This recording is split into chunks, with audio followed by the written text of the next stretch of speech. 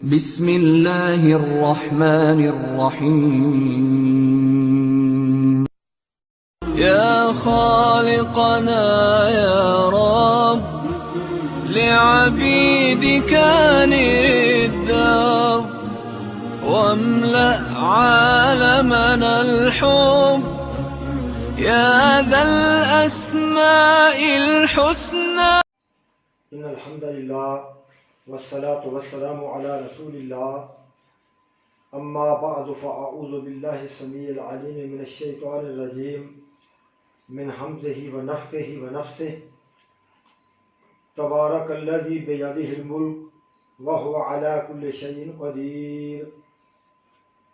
اس آیت مقدسہ میں اللہ رب العزت نے ایک حقیقت کو واضح کیا ہے کہ جس طرح فرمایا کہ بیدہ الملک صرف اس کے ہاتھ میں بادشاہی ہے، تو سوال پیدا ہوتا ہے کہ دنیا میں بہت زیادہ بادشاہ ہیں، تو پھر یہ اللہ رب العزت نے کیسے فرما دیا کہ بادشاہی صرف اسی کے ہاتھ میں ہے؟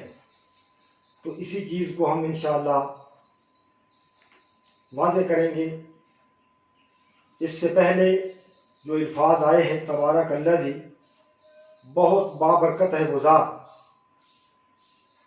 برکتن سے ہے یہ تبارکہ اور تفاعل کا یہ باب ہے. برکتن کسی چیز کی زیادتی ہونا، کسی چیز کا بڑھنا، زیادہ ہونا، تو چونکہ یہ مبالغہ کا صیغہ ہے تبارکہ، یعنی اللہ رب العزت کی ذات خیر اور بھلائی میں انتہا کو پہنچی ہوئی ہے. اللہ تعالیٰ اپنی صفات میں بہت زیادہ بڑا ہوا ہے، کوئی اس کا ثانی اور ہمسر نہیں ہے. یہ تبارکہ کا لفظ ایک اور جگہ پہ بھی آیا، تبارک الذی نزل القرآن علی عبدہ لیکون للعالمین نذیرا. تو تبارکہ بہت برکت والا اپنی صفات میں، اپنی خوبیوں میں، اپنی خصوصیات میں.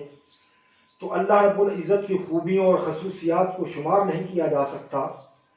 ایک خوبی کا تذکرہ کر لیں، جس طرح کہ قوت سماعت ہے، اللہ رب العزت سمیع بصیر ہے، سننے والا ہے. تو کائنات کے لوگ بھی سنتے ہیں، کائنات کی مخلوقات جو ہیں وہ بھی سنتی ہیں، اللہ رب العزت بھی سنتا ہے. لیکن اللہ رب العزت کا سننا مختلف ہے. سننے میں اللہ رب العزت انتہا کو پہنچے ہوئے ہیں. مخلوقات میں سے کوئی ایک یا دو کی آوازیں سن سکتا ہے، یا انسان جو ہے وہ ایک دو اشخاص کی آوازیں سن سکتے ہیں، سمجھ سکتے ہیں، اس سے زیادہ نہیں. لیکن اللہ رب العزت پوری کائنات میں جتنی بھی مخلوقات ہیں، یہاں تک کہ پتھر میں رہنے والے جو کیڑے ہیں، ان کے قدموں کی آواز بھی سنتا ہے. اسی طرح بصیر ہے، بصارت ہے. تو اللہ رب العزت بیک وقت پوری کائنات میں جو کچھ موجود ہے، تمام مخلوقات، موجودات، سب کو دیکھ رہا ہے.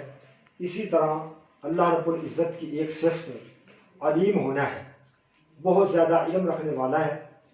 تو خضر علیہ السلام اور موسیٰ علیہ السلام جب سفر میں تھے تو کشتی میں سوار ہوئے، تو کشتی کے تختے پر ایک چڑیا آ کر بیٹھی.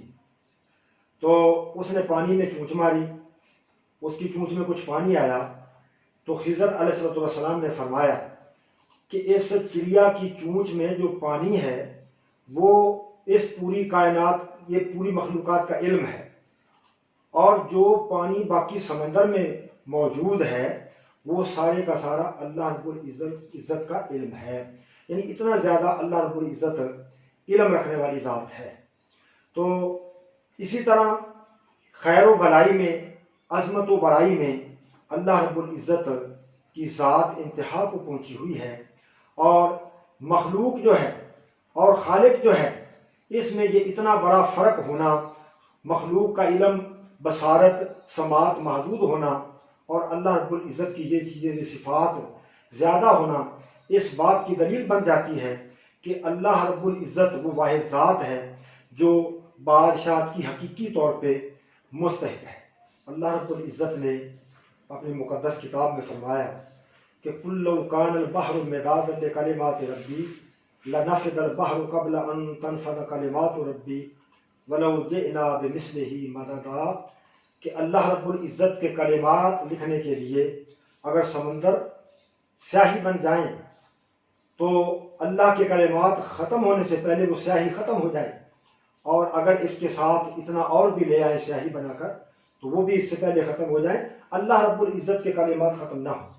تو اللہ رب العزت اپنی ہر صفت میں انتہا کو پہنچ گیا، تو انسانوں اور جنوں میں کوئی ایسا نہیں ہے جس کی تعریف لکھنے کے لیے سیاہی ختم ہو جائے، یہ صرف اللہ رب العزت کی واحد ذات ہے۔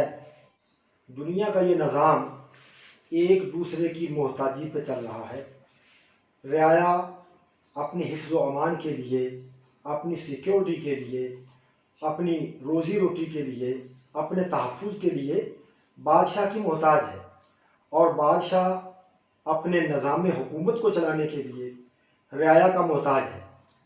اگر رعایا بادشاہ کو ٹیکس ادا نہ کرے، اس کی مالی معاونت نہ کرے، اور مختلف محکموں کو چلانے کے لیے، مختلف امور کو انجام دینے کے لیے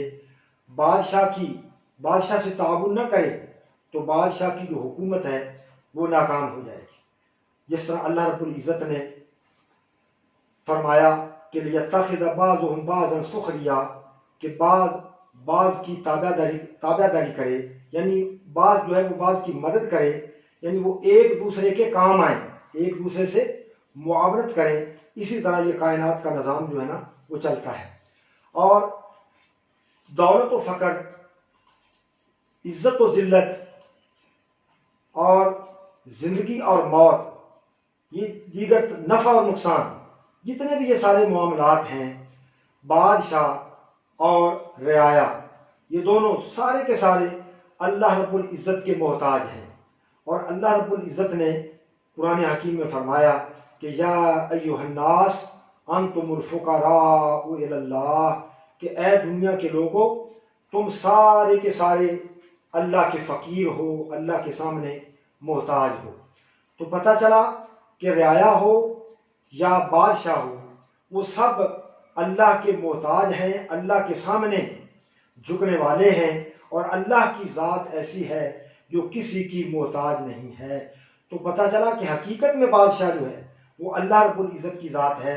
اسی طرح آخر میں اللہ رب العزت نے فرمایا اس آیت کریمہ کے کہ وَهُوَ عَلَىٰ كُلِّ شَيْءٍ قَدِيرٌ، کہ اللہ رب العزت ہر شے پہ قادر ہے۔ تو یہاں شیء جو ہے یہ مفعول کی جگہ پہ آیا ہے، تو شیء کے دو معنی کیے جا سکتے ہیں، ایک چاہت، ایک چیز۔ تو اللہ رب العزت ایسی ذات ہے جو اپنی ہر خواہش اور ہر چیز کے اوپر قدرت رکھنے والی ہے۔ اور رعایا کا کیا حال ہے، مخلوق کا کیا حال ہے، لوگوں، انسانوں اور جنوں کا کیا حال ہے، کہ ان کی خواہشیں، کتنی خواہشیں ہیں کہ وہ حسرتیں بن کر ان کے ساتھ قبر میں ہی دفن ہو جاتی ہیں، لیکن اللہ رب العزت جو خالق ذات ہے اس کے ساتھ ایسا معاملہ نہیں ہے۔